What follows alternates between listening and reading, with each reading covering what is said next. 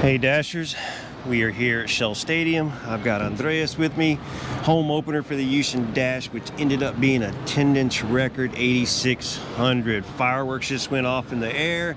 I don't not so much know about the game though. Andres? Well, much better second half, but in order to win a game, we have to score goals, And the Dash, obviously, heading into this game is going to be tough, considering the season opener being that 5-1 loss on the road against North Carolina, and really, I was expecting the team to come ahead and try something different. We definitely saw that, and OSG and I were just actually wondering what the back line was going to look like. If it was going to be like a three in the back, it actually ended up being that, but. A lot of adjustments, obviously. The one that I was particularly interested was that Andressa was benched initially, and I felt like she was one of the best players heading into that one, and really just disappointing that it ended up just scoreless. Yeah, so like he's saying, there's a lot to get into this show that we're about to get into. The lineup is one of them. We have a lot of questions with the lineup. The defense, who is we call it broken because there's a lot of injuries, people missing. We're kind of we didn't know what we were going to get in the defense today. We got our defense, so first half was crazy. We were kind of wondering how this game was going to go. Second half, changed the tactics a little bit, made it a better game. I even commented one time, JS once, I feel like this is a fight for last place in the NWSL. I hope that's not what it turns out to, but it looks like obviously the training sessions are building, but there's still a lot of chemistry to get into. But man, Foxtrot, tell us your last little blessings here before we actually get into the episode. We got Shell behind us. The fireworks just went off, man. A 0-0 draw. No, yeah, the fireworks, they're pretty nice, but it would have been much better with a win. But absolutely. Well, the one thing I also want to take away is that the first half was pretty much all Louisville. Yeah, I felt like, and I was also disappointed with the fact that Diana Ordonez and TC Castro we didn't get to see them play that well, or at least they didn't see a lot of action up forward. And I felt like also Maria Sanchez just absolutely did. It was probably one of the team's MVPs tonight because she was building up most of the plays from the back, and she kept the fire going, at least for the team. But, right. But yeah. So yeah, guys, 0-0 Dash. We'll take the draw. It's probably one of those you could have gone either way. We're happy about it, but you know what? Let's get into the episode now. Let's get a little more descriptive about our feelings and our thoughts on this, because I definitely have some opinions I'm saving for the episode. So guys, H is up. We'll see you next time. We're checking out from Shell Energy.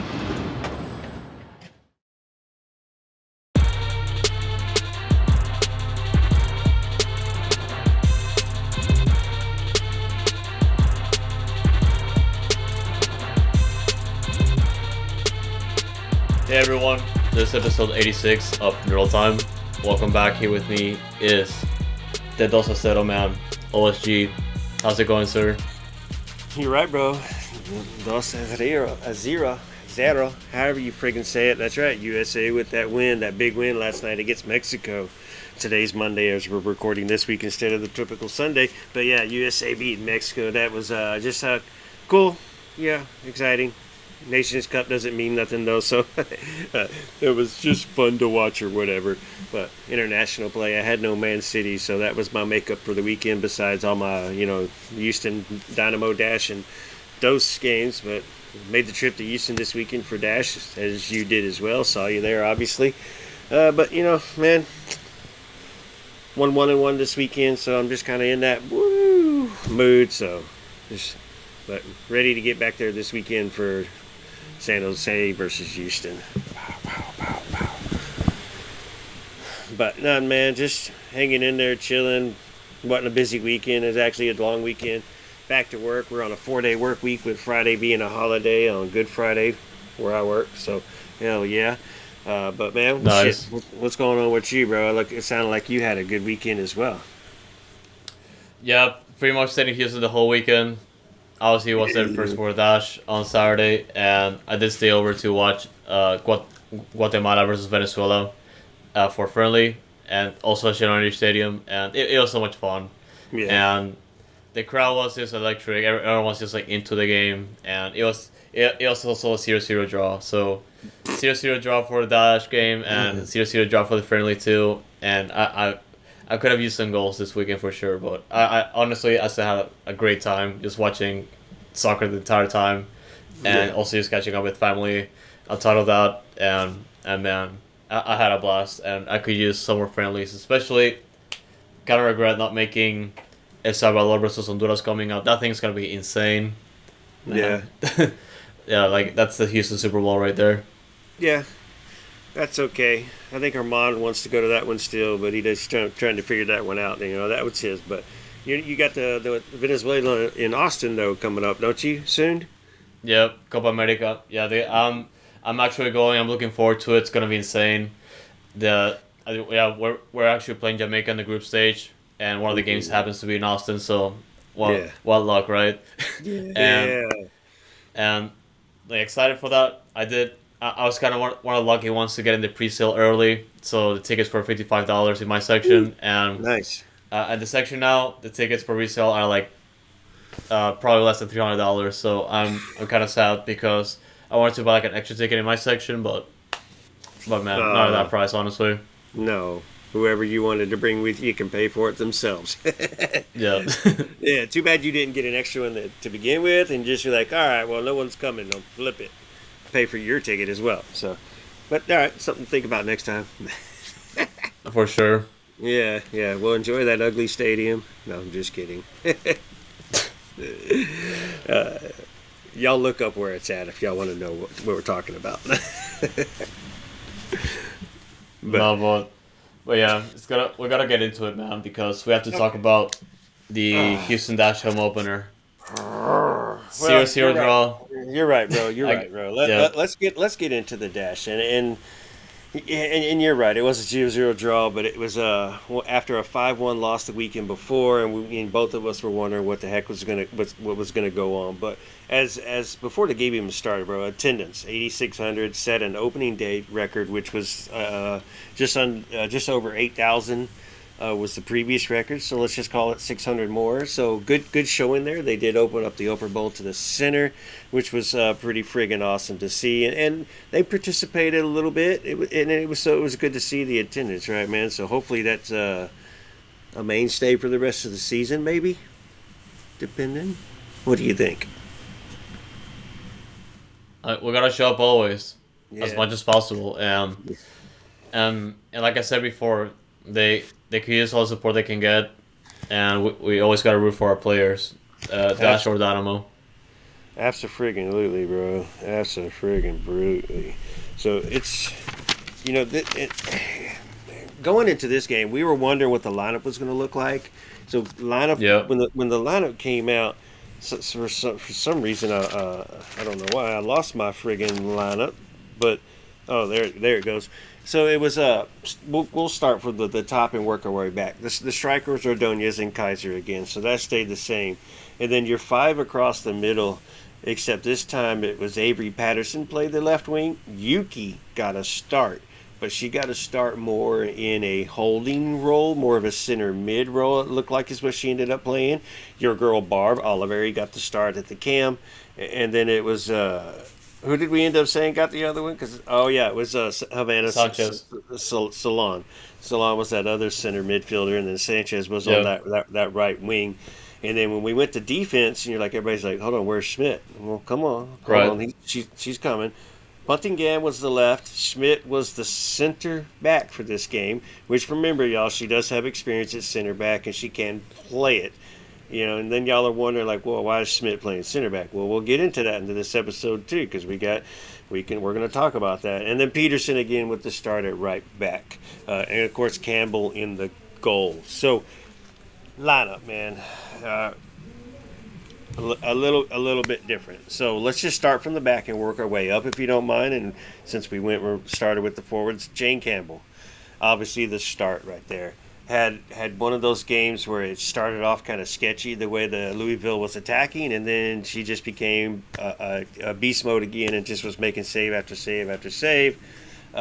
Almost gave up a goal, made a goal line save on the edge. Almost gave up a goal, but Buntingham had to make a goal line save for us. So man, Jane Campbell showing up this time again. And we kind of talked about it when we were sitting there at the game, but that was between just me and you. But what were your thoughts on Jane Campbell today, man? I guess Saturday. I mean, credit to her for the first clean sheet of the season. I was definitely plus. She definitely made a difference, and she's definitely one of the reasons why the Dash was still in the game. And obviously, aside from putting down the goal line save, that definitely saved the point for them, like at the last minute almost. And no, yeah, the one, the one nitpick that was the main issue for me is just like, you're going too far. Obviously, like, you know what you're doing, but at the same time, you're gonna get caught off guard at some point. Like if you're not careful enough, and man, that will sting, especially now.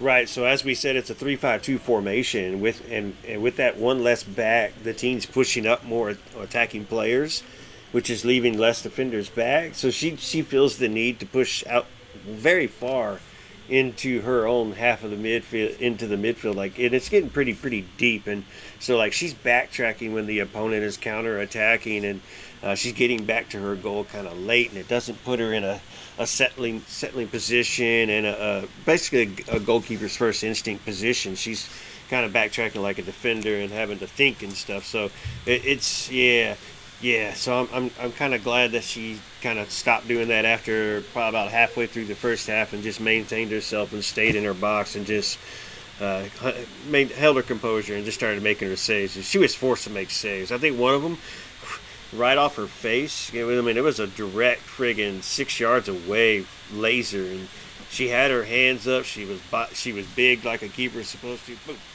right into her face, deflected out for a corner. So Jane Campbell is the shit. She ain't afraid. She gonna be goalkeeper of the year again, and this year's gonna be tougher than last year. Maybe we'll see how long it takes them to figure out this formation.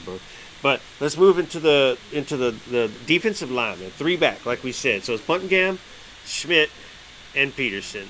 I'll let you start on the defensive line and give your take here. Well, it was gonna change again, either because of the holes that were there in the season opener, and just a combination of us just missing out on Katie Lind and Natalie Jacobs, and it was gonna be a tough call either way. I was mostly just impressed with the fact that Sophie Schmidt got called to stay back there. I thought she did a pretty decent job, especially towards the closing, really the final third of the game. So pretty much just a good chunk of the second half, really. Yeah.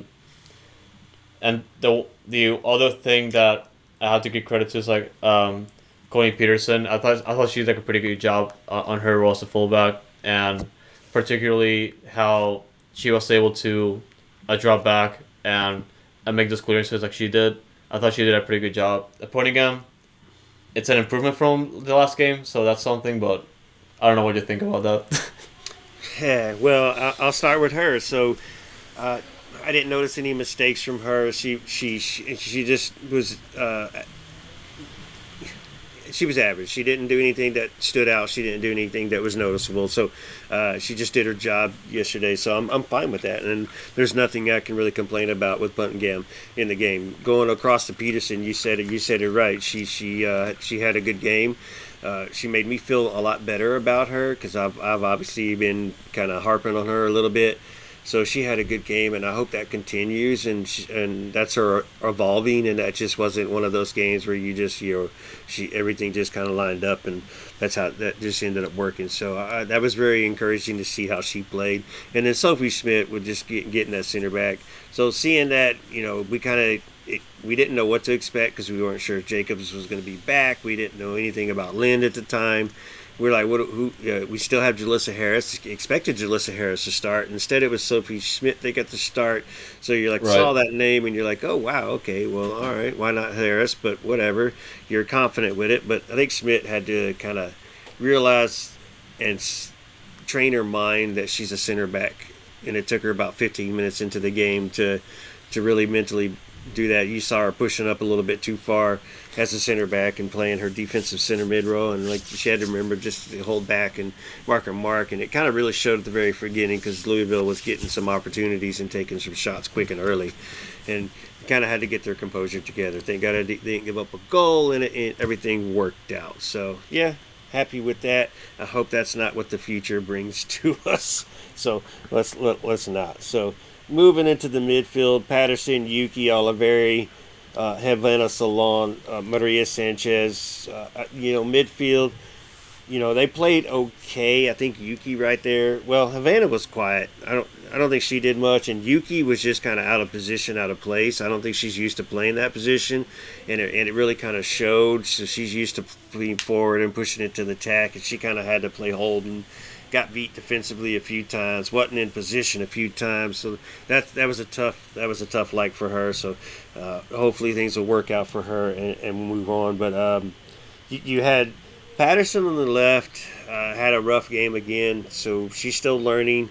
That's fine. The rookie's getting time, and the coach is letting her get it out there and playing. So I'm okay with this time that she's being allowed to play and fighting for that position. So we'll see how that goes. And then of course you had Maria on the right this time, so she was cutting in and hitting those crosses and taking those shots, which is a benefit as always. She put in a couple of those, gave a couple of good opportunities, had fun. And then your girl Barwa Oliveri played the first half, actually played a little bit played the whole game, I think, right? To me had a good game. I know she played deep into the second half at least, but had a good game in the midfield, so no complaints there. But that was the midfield, man. So just a couple of things there. Havana Salon and Yuki were the kind of the things that stood out with me in the midfield there were defense is lacking, and then there was really nothing offensively too much there. Oliveri made some good attempts and some good passes that were intercepted. But, you go ahead to midfield thoughts. Well, no bias, but Barbara did a pretty good job in that game. I feel like it was one of the best games yet. You let off with no bias, though. So no bias though, so that means it's true. But yeah, I was gonna say also, like, one of the biggest holes this team has to deal with is the fact that Michelle Losey is still gone, and adjustments have to be made for the midfield and the forward line. And Bombi, we've already seen her in that position as well. I feel like she did a pretty good job there, And yeah, the one thing I wasn't really sure about, obviously no one really, was just Yuki sitting behind there, playing as a holding midfielder. And again, it has to be done because of the issues with the roster, and Fran Alonso still think things through. But I didn't think Yuki had a pretty good game in that position, but it's not her fault. Yeah, she's adjusting. And then of course you had Ordonez and what's her face? Kaiser. Tizi Kaiser, yeah. Kaiser was a ghost this game. She couldn't get anything started. Yep. Ordonez actually played a little bit better and was making some good runs and coming back and making some good plays and defensive roles. She was looking for those headers, making those runs on those crosses. So a little bit opposite this time, where Kaiser didn't show up and Ordonez did. Ordonez was kind of quiet against North Carolina, understandably though. So that was but nothing projected out of them really. Ordonez with a couple chances, but nothing that really kind of forced the keeper. So it was kind of still a work in progress right there, right? What do you think? As I look up who the subs were, they came in as strikers or forwards later. Yeah, I was mostly disappointed with the forward line because not a lot of chances were produced aside from set pieces that were just thrown into the box. And yeah, I felt like Diana Ordonez and Cici Kaiser were just extremely quiet throughout the game, and like I said, it's not necessarily their fault. It's that responsibility also falls with the midfield line to build those plays up, and again, we're looking at a midfield that's still trying to sort things through. Like, players are playing out of position, and I'll see a lot of reliance on Avery Patterson to make those plays on the flank, because in the and that was mostly the first half, because the second half, Cici Kaiser was eventually subbed out by Andresa, I believe, and then Andresa play forward. Yeah, she kind of played that bossy role where she playing up, or that DQ role. That's a Cam that was playing like a striker. Yeah. Yeah, I still feel like it wasn't enough because like there was no build up. They were always just gonna try to score the ball inside the box to see what happens, and it wasn't clear. And that's one of the big adjustments they still have to work on. Yeah, so like you mentioned, Alves came in at halftime, so she got the whole half to play, and I have an understanding to maybe why she didn't start, but that's the next topic, so we'll come back to that part. Amanda West got her dash debut. Yep. Jumped in the game, and she made a couple good plays, but she got her feet wet, so it was good to get her feet wet. Reed got in the second half. She did okay. Nothing that really stood out. The last sub, which I'm skipping the fourth on purpose, Kiki Van Zetten came in and played good 12 minutes plus the 10 minutes of friggin' extra time that was added onto the friggin' game at the end. So we played a whole nother hour. That's why it was so late, y'all. Kiki Van Zetten came in, and I think she had an opportunity right when she came off the bench.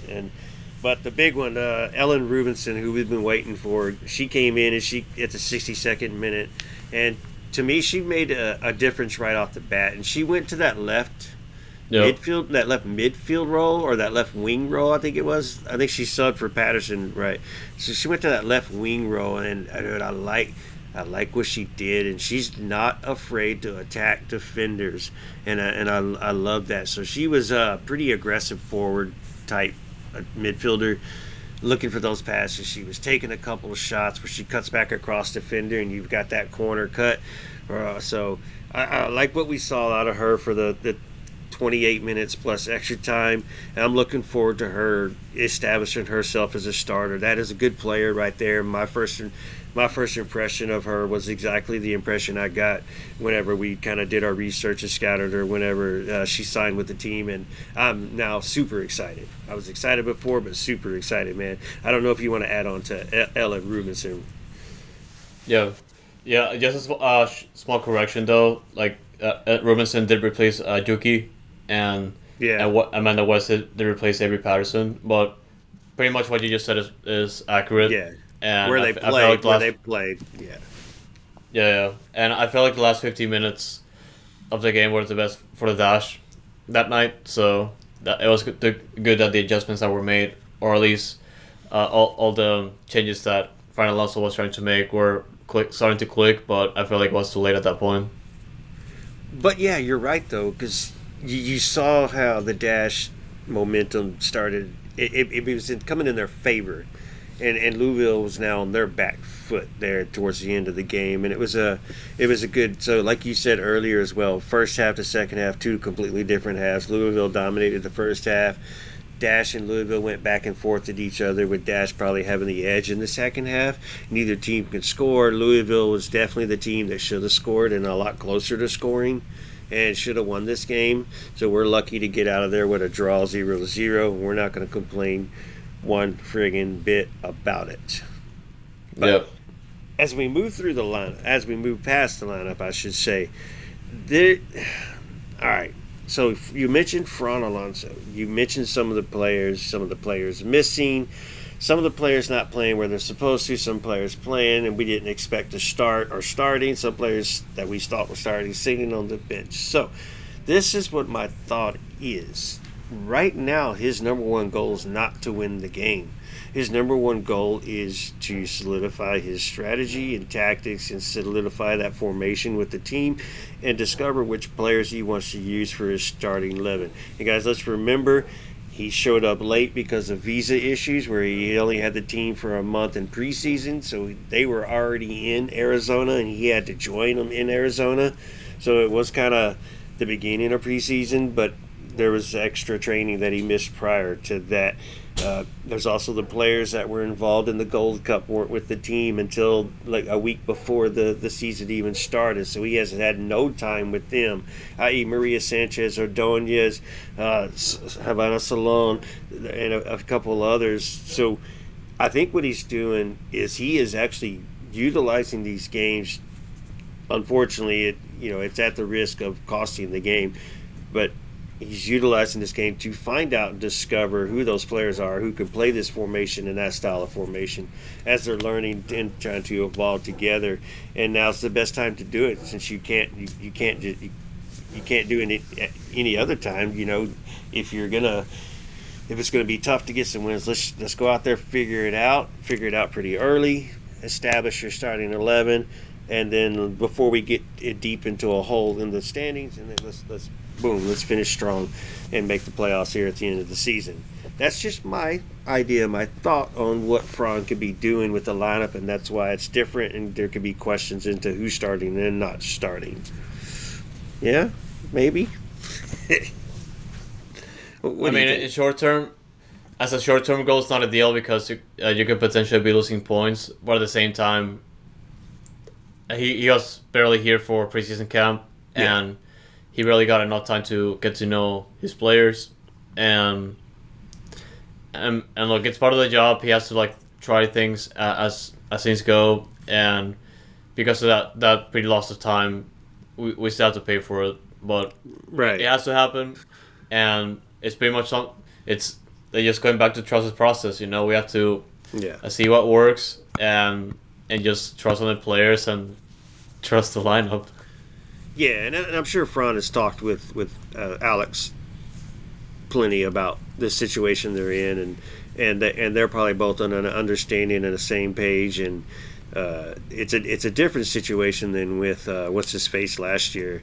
Definitely, this is a new roster, new everything, and the dude doesn't know anything about the NWSL, the players here. So it is a big difference. But like you said, it's going to be a short-term thing. Long-term is definitely not ideal at all. It'll be short-term. It'll need to be quick.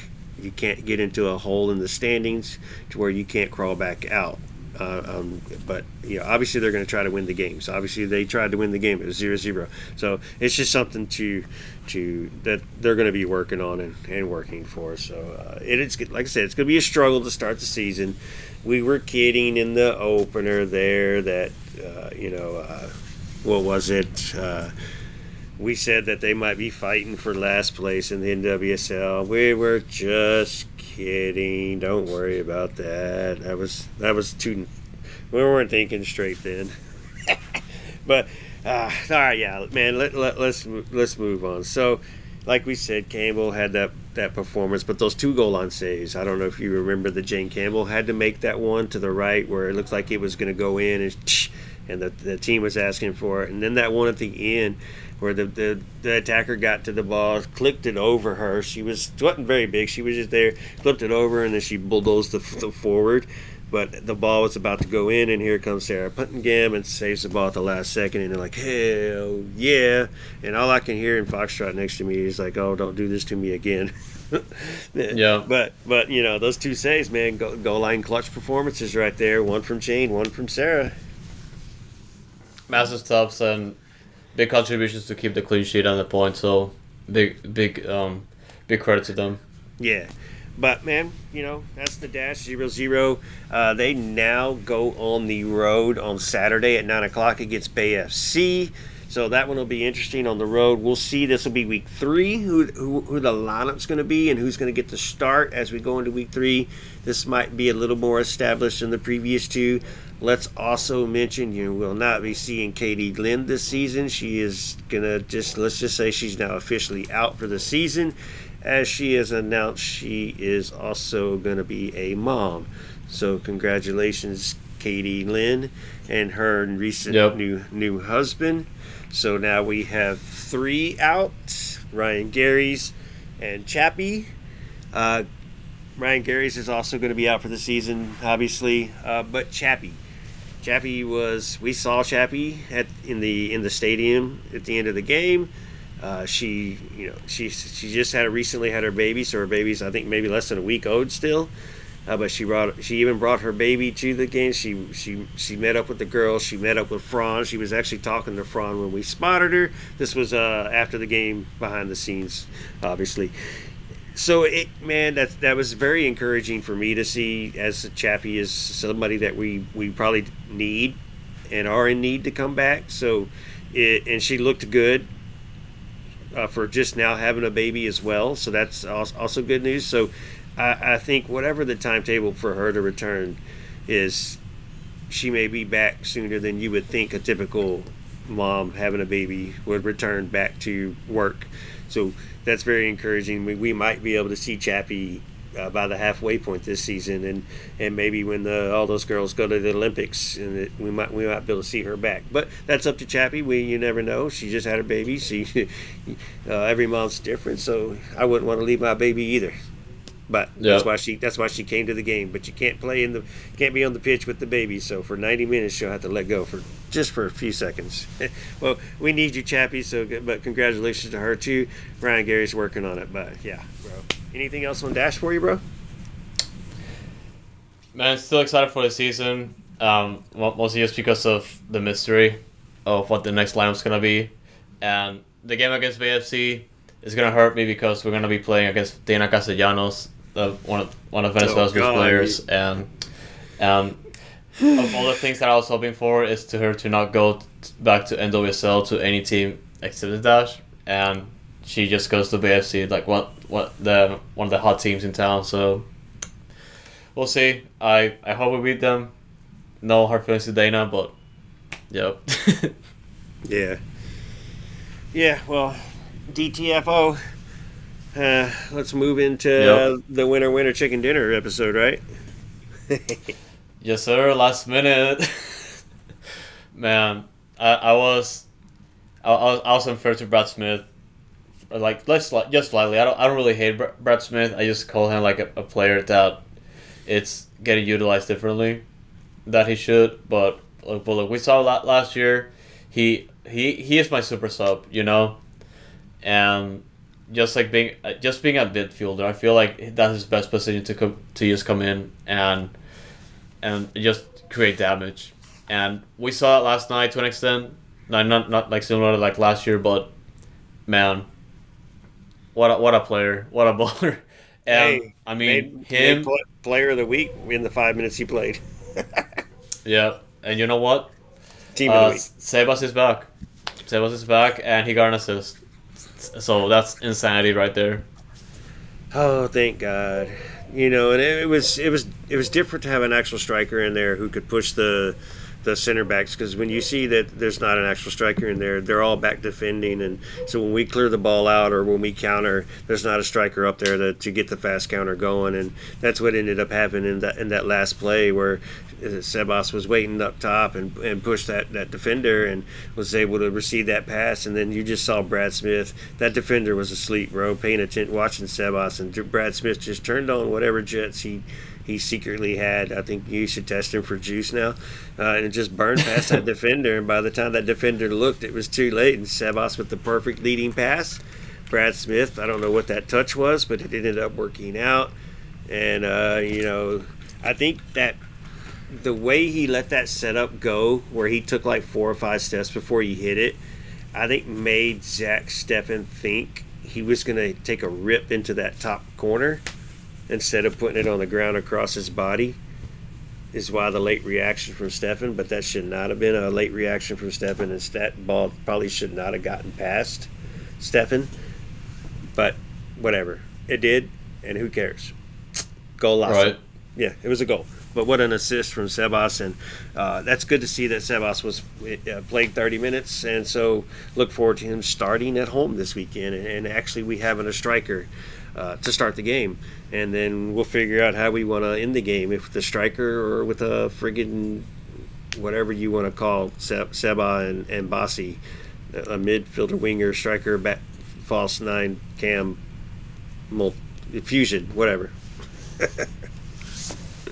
Yeah, and if we start talking about the lineup itself, also like a big highlight is the fact that Latif Blessing got his first minutes too, coming in the second half. So that's pretty big. He came in to replace Brooklyn Reigns. Brooklyn Reigns playing a lot more minutes, so that's pretty good. And he's gonna compete for those at this point because Blessing's coming in, and also with the rumors of players also coming in, he's gonna have a lot of competition. So you better be ready. Well, and Reigns, I think he took himself out of that game right there, because Blessing wasn't up to sub when Reigns went down, hurt. Yeah. So, like, if he wasn't hurt, he didn't get up quick enough and he got subbed. And same thing with Brad Smith. Brad Smith came on because Aliyu went down and got hurt. Brad Smith wasn't initially coming on. So Aliyu going down and getting hurt, Brad Smith came on because of that. And so there went the stubborn Ben who doesn't want to make subs and just trust his team to the friggin' end. And it ended up working to our advantage this time where the sub was necessary. He made it, and then where did Brad Smith come from? Escobar kicked him in the butt. And I think Escobar ran down the field just as fast as Brad Smith because he was the first person to celebrate with Brad Smith. So hey, for Escobar, just going back to him, man, he was like very close to get like a red card because I felt like that challenge was very dangerous, and he's lucky to be there. Like just depending on the interpretation of the referee for sure. Well, he didn't even get a yellow card for it.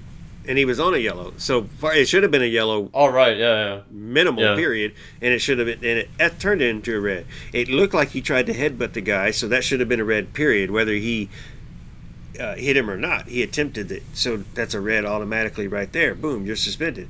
So either way, he's lucky to stay in the game.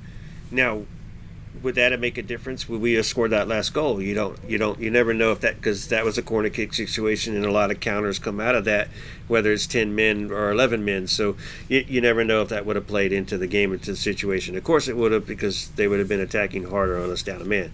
So yeah, Escobar needs to stop that bullshit and just remember the team comes first and not his friggin' Argentine pride. And going back to celebrating with Brad, he needs to pick Brad Smith or Messi. He needs to pick one, bro. You can't have them both. Are you Dynamo or are you Messi?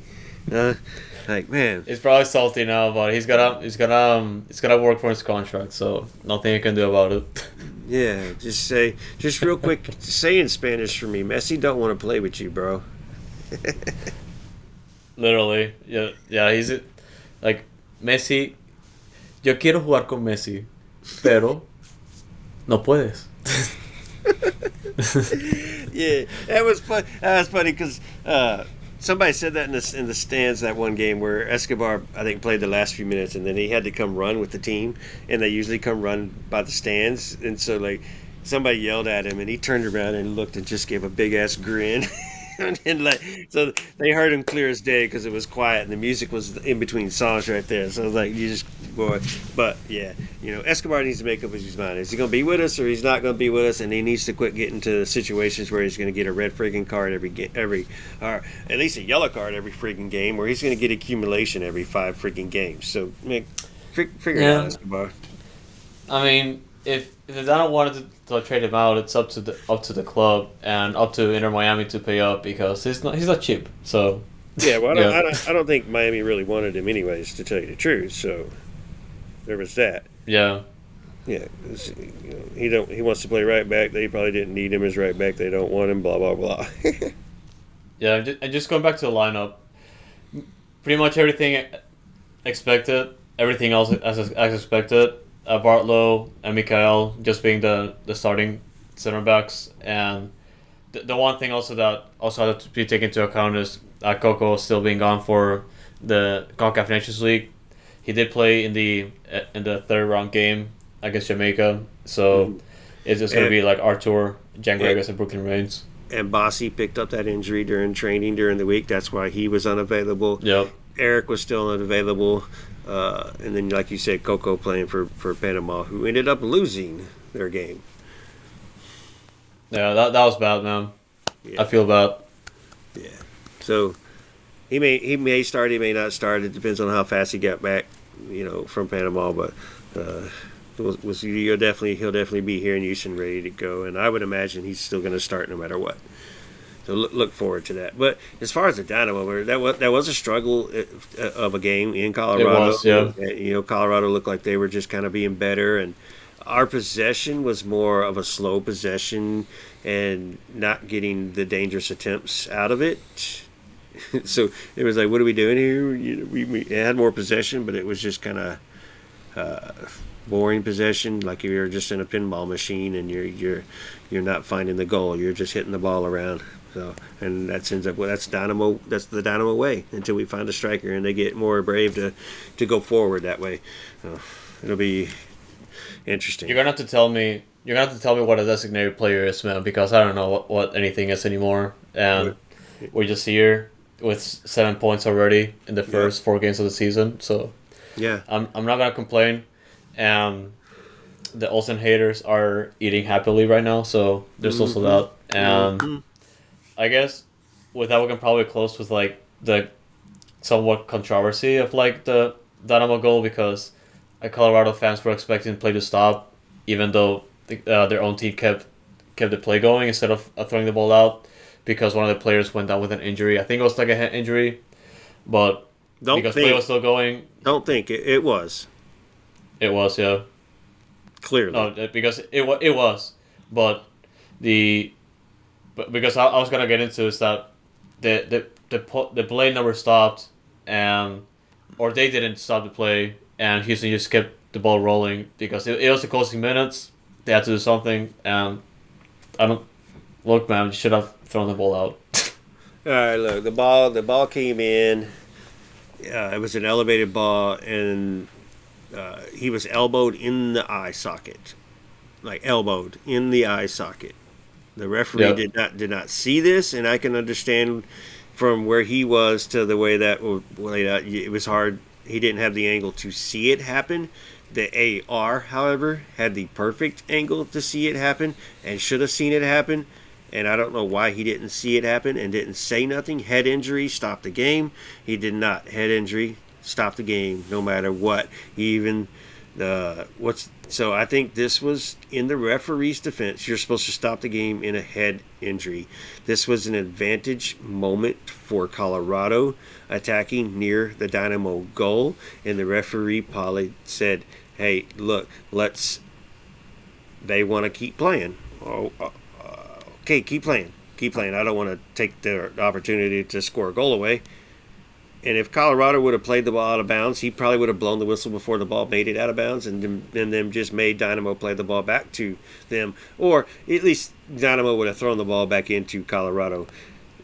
But Colorado, did not stop play themselves. They kept playing, and it was a good 6-7 seconds that they made a few passes, and then they made that cross in, and that's when they lost possession, and Dynamo attacked. You don't expect them to kick it out of bounds now, do you?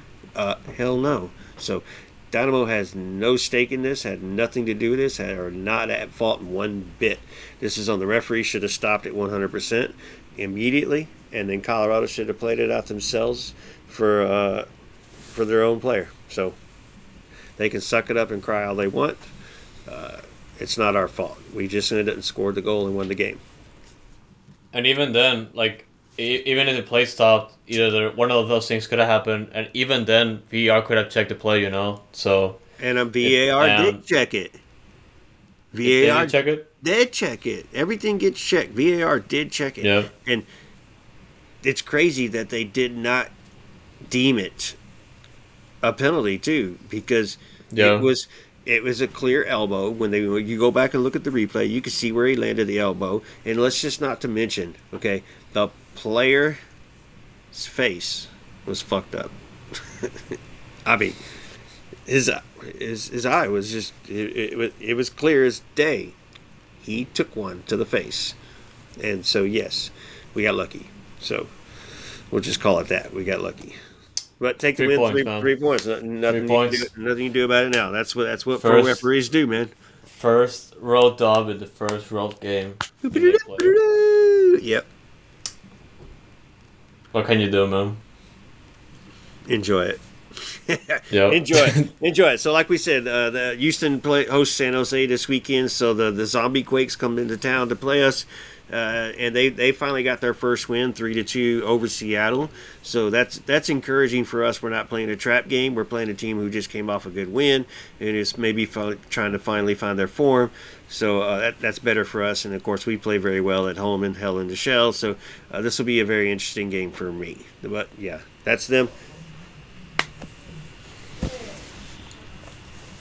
And I assume you just want to... salty. Yeah. I'm so salty about Tate Schmidt last year, man. They got Tate Schmidt injured for us, and I'm still not happy, man. Yeah. We got to beat them again. Yeah, we got to see if that player's still on the team or not.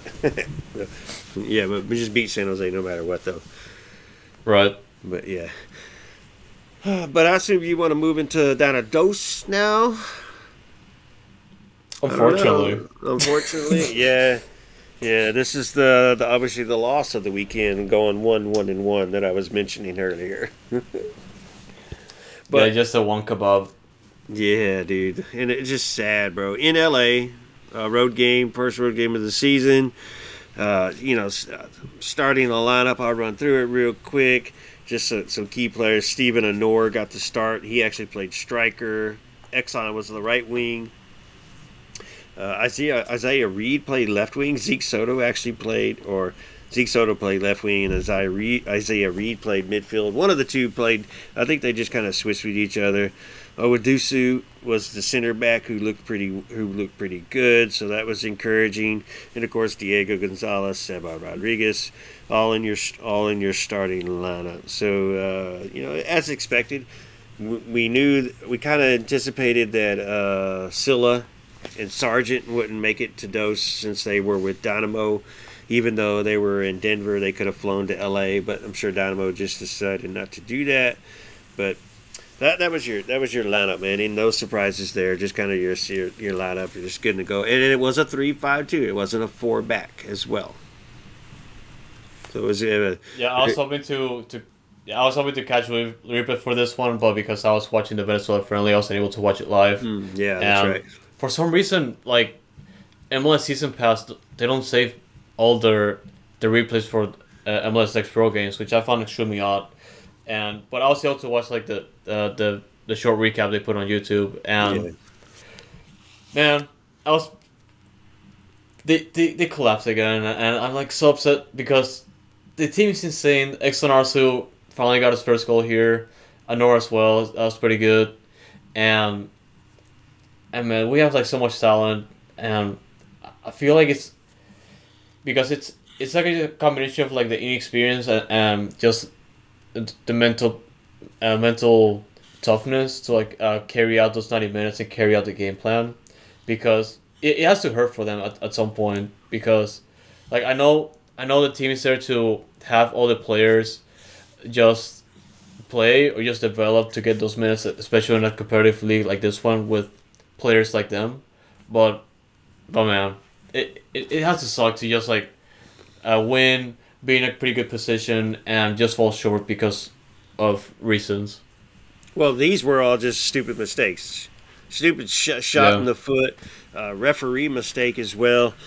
Just all kinds of crap, But to start the game off, it started off nice with 2 minutes and 30 seconds, I think it was, with a shot from Sebas who didn't get a good powerful shot, but went straight to the keeper. And it was a good chance, though, good build up. You had Hansen who started in goal this time because Xavier Valdez was with the Dominican Republic doing his national duty.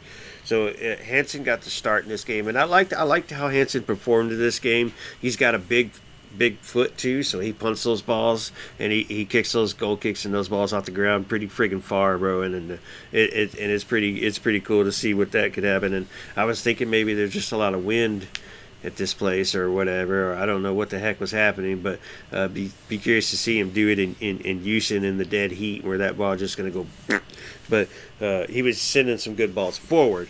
But LA was the first one to strike, man. 15 minutes into the game, we're moving the ball back, around the back line, and we're just outside our 18, probably about the 25, 30-yard line. And one of our midfielders turns and loses the ball right there, and LA's able to push, and they moved the ball out wide, and then just ended up getting their goal. And it was kind of just a quick counter, easy goal, just bad situation. No defenders in the way, and just moving the ball too lazily and not probably communicating, letting people know man on or whatever. I don't know what he was thinking right there, how he gave up the ball, but that was just a piss poor start right there. And it's just sad to see, and unfortunately it put us behind right there. I was thinking maybe good news, so we can't be winning the game and fall behind and then give it up late, but the time will tell. But moving on, bro. Soto with a shot in the 21st minute. And then not too long after, bro, Exxon, who had an excellent game playing the right wing. So Hansen punts the ball. It lands on our half of the field, and Exxon's able to fight through the last defender, right? Through the last defender, take the keeper one-on-one. He takes the keeper right to the right, and then I thought he just went too far with it. And I don't know what kind of touch he put on it, but he took just enough touch to where he got to that line, and the defender comes sliding in, and he couldn't save it, so it's a goal 1-1, man. But Exxon with the effort, and then I thought he just messed up, bro. I know you saw that. I don't know what you were thinking when you saw that play. I'll have to say Smell. Because he's so talented, and just like the way that everything played out, I was just so upset. But he scored though, so he got lucky. It was good though. That play was good, just the way it happened. But we moved on, and then after that, LAFC came back with like 3 good opportunities. All the shots were weak and didn't put our keeper into any trouble. And we're like, what's going on here? The defense is getting lazy now. But 45 minute, right before extra time, Exxon had a nice cross, but Honor couldn't get a good head on it, and he headed it over the goal out of bounds for a goal kick. But right before the final whistle at halftime is when a defender tried to head the ball back to the keeper, and he didn't head the ball directly back. He kind of lofted it, and Steven Honor was able to get to the ball first. The keeper also slipped when trying to get out there to it first, so he had to get up, and he was in no man's land right then. And Honor was able to get to the ball right before the keeper, and then was able to hit it over, and just was able to finish. And it was 2-1 going into halftime, and exciting times for Honor, because Honor wasn't really doing too much, causing too much trouble or any trouble at that point. So it was good to see that he could do that. You could see his pace, but 2-1 going into halftime, and just with a little bit of grit, and you're like, okay, we're feeling good about this, right? That's why I always say, especially for Dynamo 2, I only get nervous when they have the lead after halftime. Yeah, dude. At this point, yeah. And when you think of new roster, like you can't feel the same about, all right, we don't finish late because this is a new team, new roster, but it's same team, different, same story, or different team, same story. But Achara came in the second half and played that left wing, and so it was a 3-4-3, by the way. I said 3-5-2 earlier, but a 3-4-3, and he played that left wing in the midfield, and I liked what he was doing. He played pretty well. He was making his attacking runs, even with the ball, dribbling at defenders, and then he was hustling back and defending as well. And I mean like hustling back. He wasn't jogging back. He was hustling back and defending as well. So he's playing for his first team contract and his opportunity to get there. Why he's not playing, why he's not starting, I don't know. That's probably up to Bundy and them. They're just probably like just working him in, and I'd rather the kids play. We'll give you your time to see if you can play, whatever, blah blah blah. But that was Achara. Achara had a good game though, man. Achara had a good game. So if he can keep it up, there might be a first team call up with some help right there, with some needed help. Referee.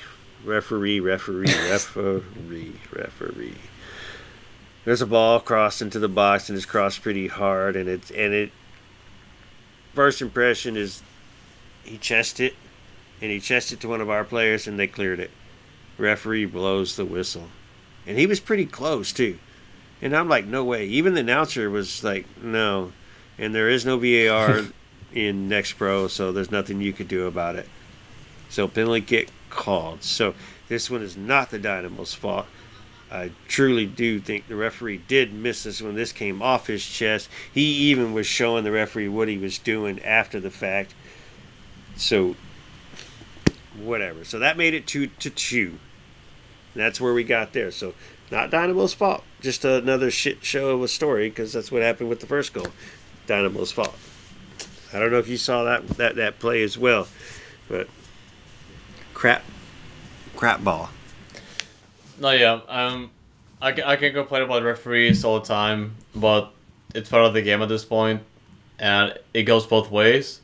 Some days it helps us. Example, Colorado game. Some days it doesn't. Yep. Example, VAR when the season started for us. So, yeah, I cannot say much. Yeah, and then as we moved through the second half there, the ball was the team was going back and forth. Dynamo was having some better chances, some good chances. Hansen, who had a good game and I think was a highlight of the game. Well, they were taking some shots and he's not afraid, so they were taking lasers straight at him. He make a save. Achara tried to make a good shot. Made a good drive, but had no shot behind his shots, and it was just kind of sucked. And then, man, in the 79th minute, bro, this dude just takes a rip. I think the keeper does get a finger on it, but it hits the crossbar and deflects out to a Dose defender who heads it back to the keeper. But not back to the keeper. Instead, into the corner of the goal. Golazo. So, own goal, 3-2, bro. So, that's the kind of shit that's happening. It's like, so it was just meant to be, man. Own goal, bro. Like, and there was a defender there that tried to stop it that was on the back line, and it just didn't work, dude. It just, oh, man. I kind of laughed at that right then. I was like, this is, I know, like, you're laughing right now. It's just, that's just, right? No comment. I'm tired. That's what I have to say. Yeah. Okay. All right. Yeah. Well, whatever, bro. So yeah, that's just how the soccer ball rolls for Dose, man. Ah, man. So and then they kept. It took 10 minutes. It was quiet until the 89th minute. Then finally, Dose ended up building up another shot, got a corner. Then it was cleared. 5 additional minutes. Nothing happened in the 5 additional minutes. And then, dude, it was full time. And when it was full time, I posted. I go, Dose falls. Poor giveaway. Controversial PK call. Own goal. 3 keys to our loss. Not enough solid shots from the offense to be dangerous, which was very clear. But 2 good goals from Exxon and Honor. And, and that was the friggin' game. And it was just one of those where you could have won, should have won. You didn't play very well. And just the universe didn't want you to win, so. Pretty much the story for Dynamo too. When for most games they lose, they do pretty good. They win at some point, but they just fall flat. And like it's because it's supposed to be a coincidence at this point, but it's happening so much that it's not a coincidence, but it is. So it's just hard to explain. Like you said it yourself, it's a new roster. We have a lot of new players, even though we still have Kenny Bundy in charge, which I don't think is an issue at all whatsoever. But no, but it's just like, how do you quantify this? Is this science related? Like, is there a chain reaction with something that we're doing, or because why is this happening? Yeah, dude, it's definitely quantum physics or whatever the hell. Yeah.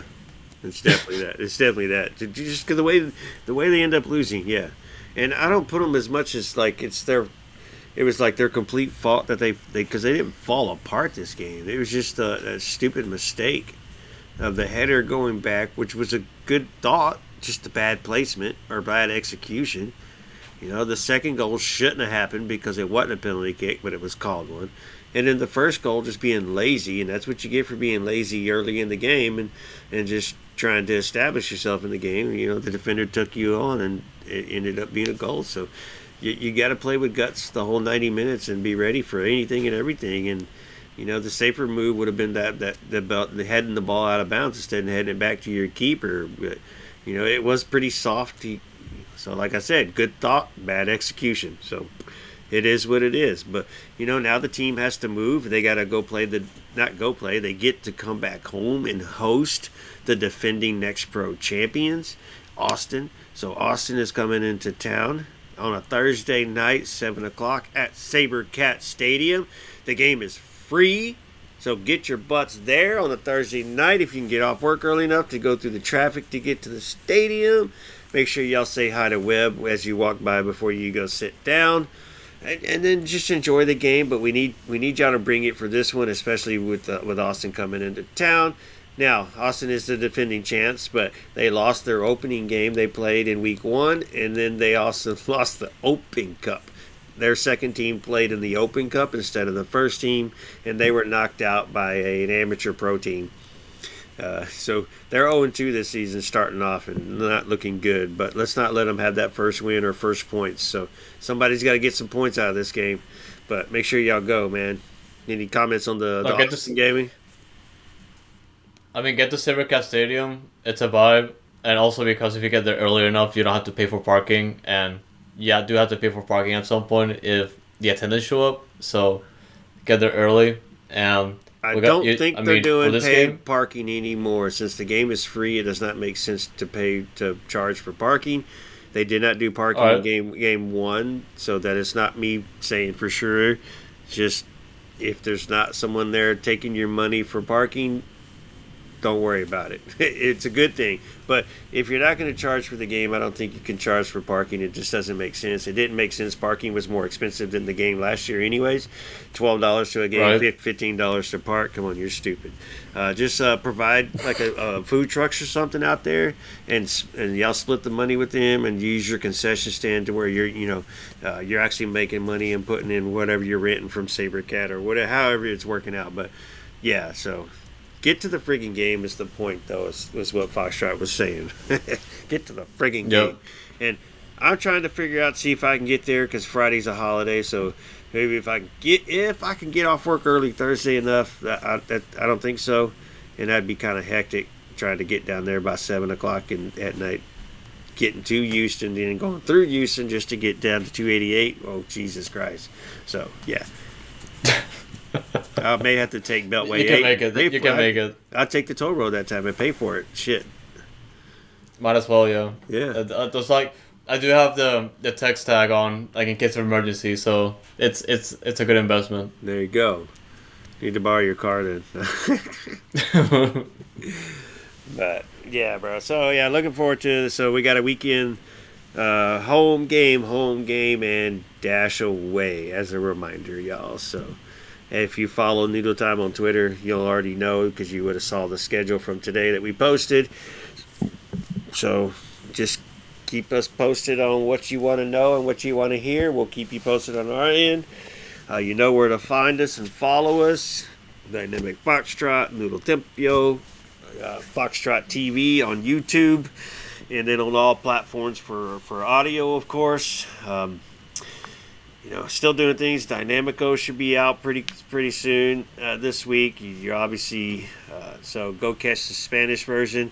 If you know some Spanish guys, turn on Dynamico for your friends and let them know that there's a Spanish version for Dynamo podcasts, and pass them on. Herman and Sam are doing that and having a good time. Foxtrot is a guest every now and then, popping in on Dynamico. So y'all tune in and check them out and pass them on to some people you may know who don't want to listen to English and would rather listen to Spanish. Instagram as well, Dynamic Foxtrot. Of course, old soccer guy.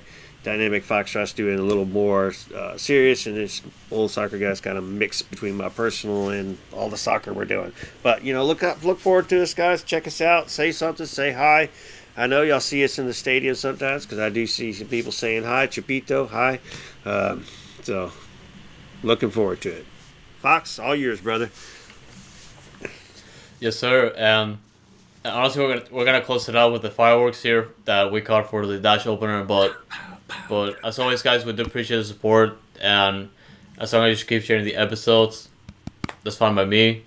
Support us as much as possible. We're gonna sleep happy every night. So, as always, guys, thank you so much for tuning in, and stay real, y'all. H's up.